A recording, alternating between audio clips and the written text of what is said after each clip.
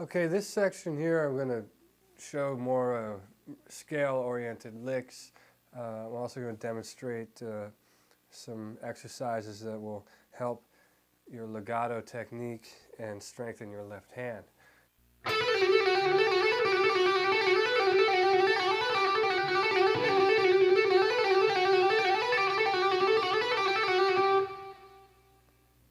Okay, so I'm going to slow this down so you have a real clear idea of what I'm doing.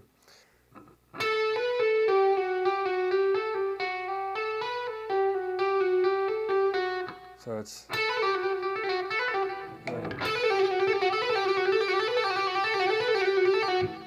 so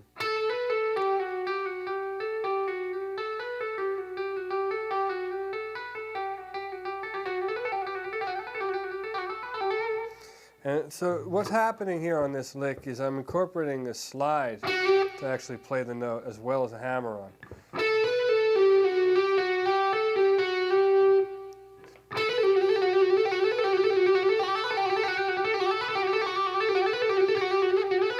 And once you get it going,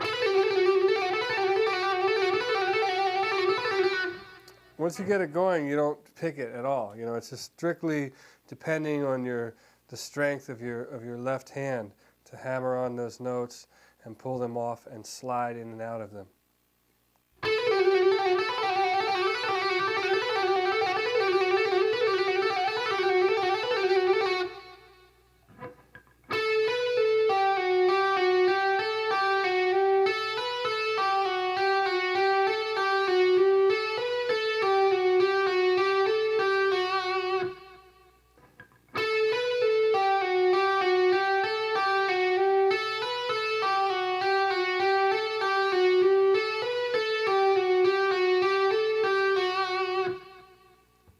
Okay, now I'm going to show you how to move that in and out of position.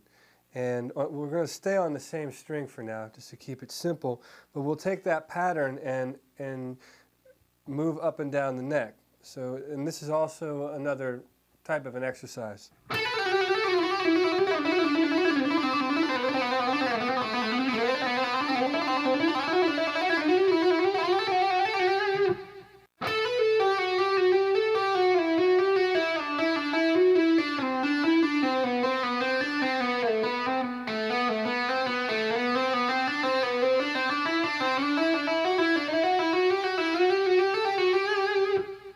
Now, one thing I want to explain about that sort of thing that I'm doing, call attention to the fact that I'm sliding in and out of notes.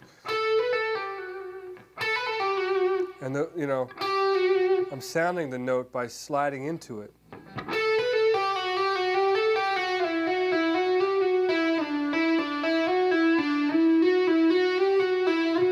See?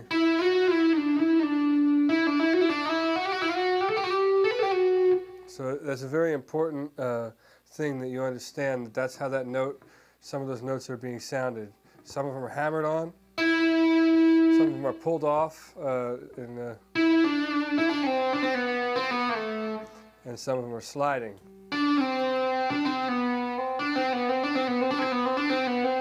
Actually, I want to show you one more exercise, even simpler than what I've showed you already. There's a little thing that you can do to sort of get used to sliding in and out of those notes, and it goes like this.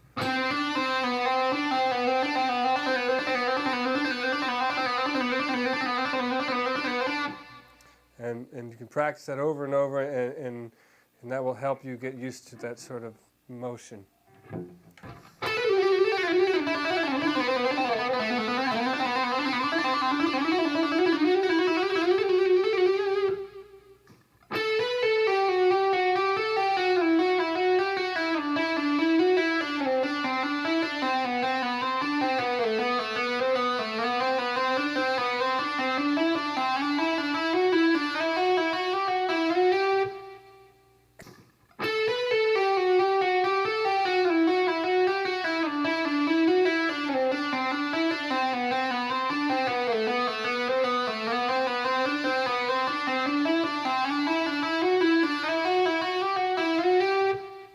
I'm going to show you is something that demonstrates how I use these legato technique and maneuver within a scale and actually get from, you know, one point to another across the neck. And I'm going to make this more of like a sort of an exercise that'll be based in B minor.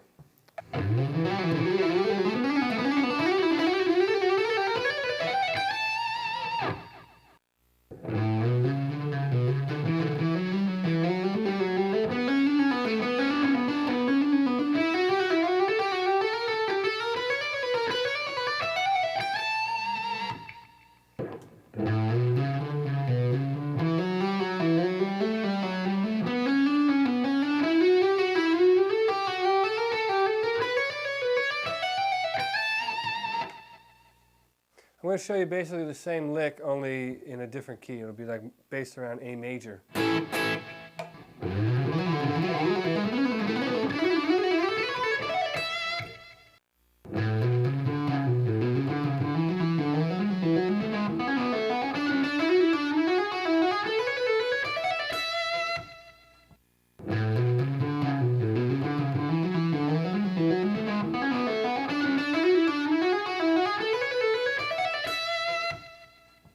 Now I'm going to show you a technique that we touched on earlier in the pentatonic section, a little bit of barring, only in more of a regular diatonic scale type of an approach, and that lick would sound like this.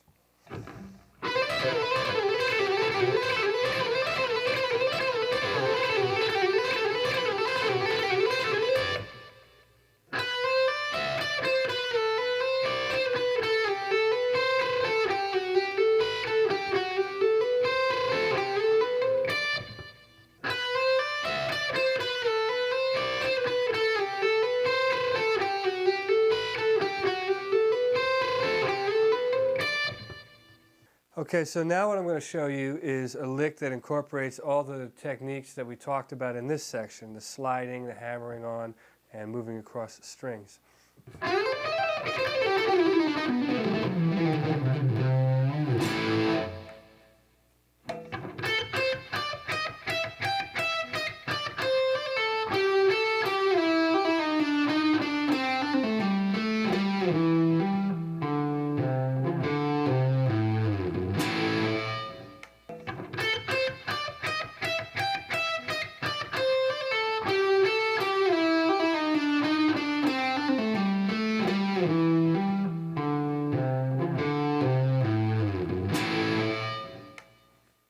I've done a lot of records. I kind of lost count, but I think it's somewhere around 11.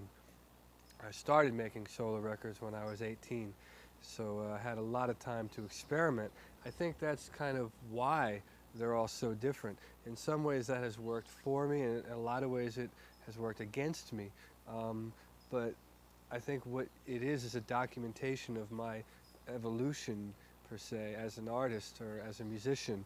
On my first record, it was strictly about the electric guitar in more of a heavy metal approach, but like a hyper extended heavy metal, like really complicated, difficult, not ordinary. The average guy playing guitar wouldn't be able to play a lot of that music.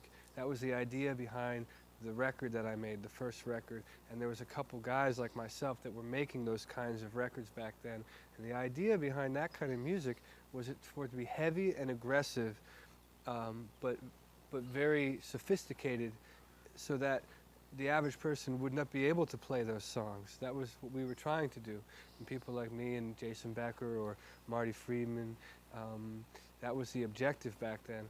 And then after you do a record like that, or one or two, then you move into other things. For me, I kind of went back to wanting to be a singer and write songs, and I tried to do that on my second record. I probably wasn't as well versed in that area because I didn't devote as much time to it.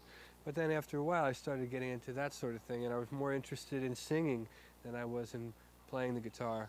So by the time I made my fourth record, I was more focused on my songs and my lyrics and stuff I wanted to say artistically with my song, not so much with my guitar.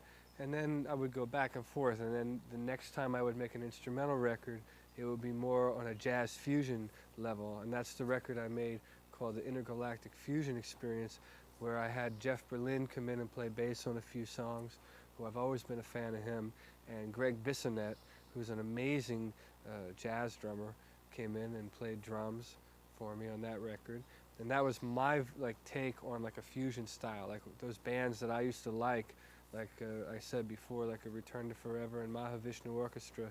Those were my bands, back in the day that I really liked to listen to, and so I tried to pay tribute to those bands with that record. And then I went back again to the vocal thing, and I've always been into R&B and soul music, probably because of where I was, raised in the area that I'm from. And so I would try to pay homage to that music, and I did Wave of Emotion, which was a rock record, but it had a lot of R&B influence, and it was my thing. And I think it took me a while to finally come into a style that's my own as a solo artist, and I think I did that on the last record I made, which was a record called Slow. And on that record, I think I really was able to combine all those influences that I have been into, like the jazz and the hard rock and the soul music and the blues-oriented stuff. But at the heart of what I do, I like I said earlier, I consider myself musically inclined. I think, and I excel at playing the electric guitar. And I think that is at the core of everything that I do. Is that I am a guitar player. That's like my vehicle. Is the guitar.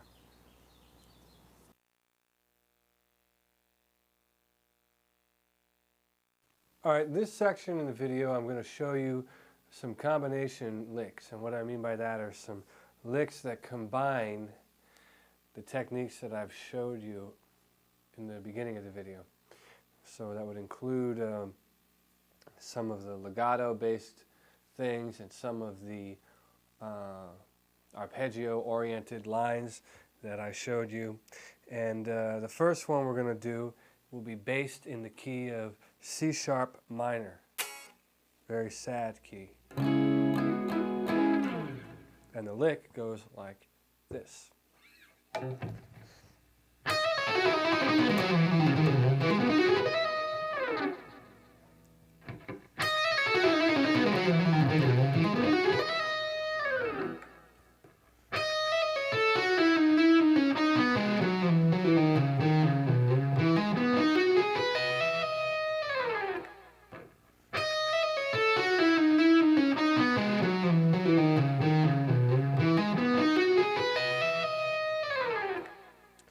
I want to point out a few things on this particular line that I showed you, and that is in the beginning, this sort of thing, I happen to use a lot. Here we are sliding, which is what we talked about earlier in the legato scale-oriented section. And here we're doing a bit of an arpeggio. Once again, coming up, we're starting off with a C sharp minor style arpeggio, and we're adding a seventh, so it's like a minor seventh arpeggio at this point. So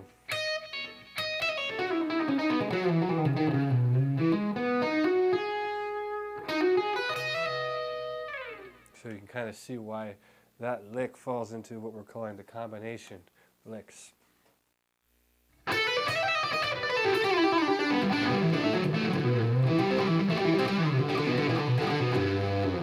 Okay, that lick that I just played combined a few things. It combined the initial legato-oriented thing that I showed you earlier, and then I come down here, and we see that arpeggio shape that I warned you about earlier in the video. And then we go back to the first arpeggio that I showed you, going from C to G major.